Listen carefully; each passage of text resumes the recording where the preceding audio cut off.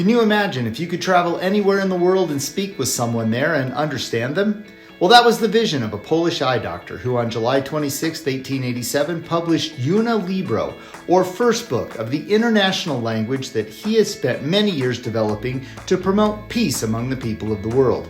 Learn the story behind this constructed language and its ties to the Scouting movement in this edition of Artifact of the Week.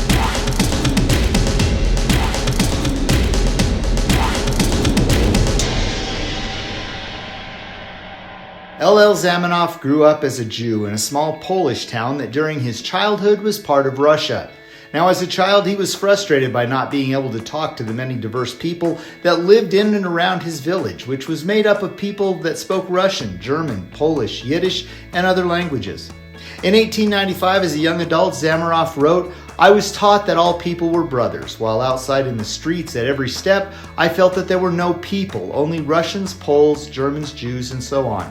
So I often said to myself that when I grow up, I would certainly destroy this evil." Zamenhof had lofty goals. He wanted to construct a language that would be simple to learn and could be used to break down linguistic barriers between people, allowing them to communicate freely and without misunderstanding. Now, he never really intended for his new language to replace a person's native tongue, but to become a universal second language, and he was certain that once everyone learned this neutral language, they would forget about their differences and allow human empathy to take over and guide their actions towards one another. With the 1887 publication of Una Libro, Zamenhof outlined the 16 basic rules of the language and provided a dictionary. This book was translated into more than a dozen native languages, and at the beginning of each edition, Zamenhof permanently renounced all personal rights to his creation and declared his international language to be the property of society. In fact, he didn't even pen the book under his own name, instead using a pseudonym, Dr. Esperanto, translated from his newly developed language meaning Dr. Hope. As the language began to spread around the world, reaching Asia, Central and South America, the Middle East, and Africa, speakers began to call it simply Esperanto.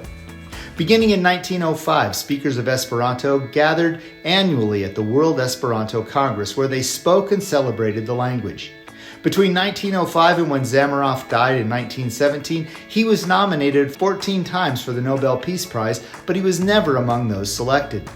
The Universal Esperanto Association was formed after his death to carry on his work. Following World War I, the Iranian delegate to the newly formed League of Nations proposed that Esperanto be adopted as the language of international relations. Now, this proposal was vetoed by the French delegate, who feared that the French language would lose its place of prominence in the art of diplomacy. By 1822, the French government banned the teaching of Esperanto in French universities, calling it a tool to spread communist propaganda.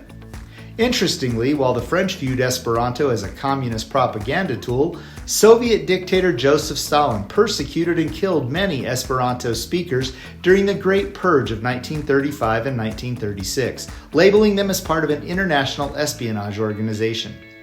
During the reign of the Third Reich, Adolf Hitler viewed Esperanto as a Jewish plot to take over the world, and as a result, he specifically ordered the Gestapo to hunt down the descendants of Zamenhof, and all three of his children were killed during the Holocaust. In 1954, the United Nations Educational, Scientific, and Cultural Organization, UNESCO, passed a resolution recognizing and entering a relationship with the Universal Esperanto Association. And in 1985, UNESCO began encouraging nations to add Esperanto to their educational curriculum, with China having long offered Esperanto as a foreign language option at many of its universities, one of which houses an Esperanto museum. But you may want to know, how does Esperanto fit into the Scouting story? Well, it goes all the way back to BP's third volume of Scouting for Boys. On page 202, he writes, "If you want to use a secret language in your patrol, you should all set to work to learn Esperanto. It's not difficult, and it's taught in a little book costing 1 penny. This language is being used in all countries so that you would be able to get on with it abroad now." Now that you know how Esperanto is tied to the Scouting movement, in the collection of the National Scouting Museum, we have this small booklet titled International Language for Scouts, written by George Rust. Now, this particular copy was sold by the Esperanto Library in Middleton, Wisconsin, and according to the stamp on the first page, the library specialized in books in and about Esperanto, wholesale and retail. The first couple of pages give a very brief history of Dr. Zamenhof and outline his constructed language's simplicity.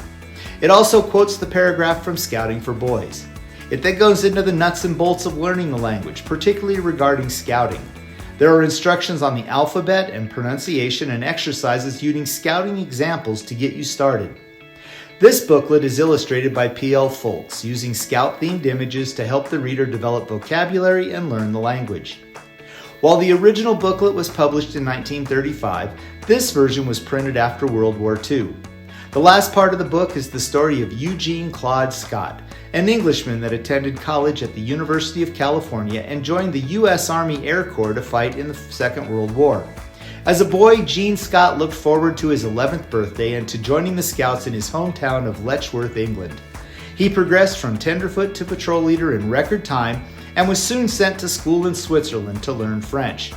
Now, Gene was a horrible speller in English, and his French spelling was even worse despite his best efforts. But he picked up Esperanto easily and never misspelled any of the words in this phonetically based language. Gene Scott attended the 1933 World Jamboree in Hungary. He and 3 other scouts spoke Esperanto out of the 1,200 British scouts that attended the Jamboree. By contrast, the Hungarian scouts that spoke Esperanto numbered about 150, and Gene Scott spent most of his time at the Jamboree with this group. In 1942, Gene Scott's airplane was shot down in combat and he was killed. His family received his life insurance check and used the money to fund several of the causes that meant the most to Gene. One of these was the cost of the publication of this book. Another was to help finance the relaunch of the Esperanto newsletter under its post-war name La Scota Mondo. Years after his death, a fellow scout, Gavin Somerville, a King Scout who survived his time as a medical orderly on His Majesty's ship Ajax, recalled learning of his friend's death and called him a great scout and a good companion. He also read some of Gene's words found on the back of an envelope that Gene Scott had jotted down as a reminder to himself. "I have promised Ray," that was his fiancée when he died, "that I will not be reckless with my life. However, I am here because I have a job to do, a job that I have to see through to the end, a job that can't be half done because I'm not only doing it for us, but also for those children of ours and of all the thousands of children the world over who will live to love or live to hate, depending on how we or our survivors go through with the subsequent reconstruction of the world." Today, more than 2 million people speak Esperanto in more than 100 countries, including a group of people living in Antarctica. Some famous people that speak or have spoken Esperanto include Jules Verne, the French author of 20,000 Leagues Under the Sea, Russian author Leo Tolstoy, Pope John Paul II, Vietnamese politician Ho Chi Minh, and William Shatner, who portrayed Captain James T. Kirk in Star Trek. You'll find several links in the description if you're interested in learning more about Esperanto or you want to try to learn the language. Well, that's all the time we have for this week. Join us next time as we continue to learn more about the history of the BSA through the collection of the National Scouting Museum and Artifact of the Week.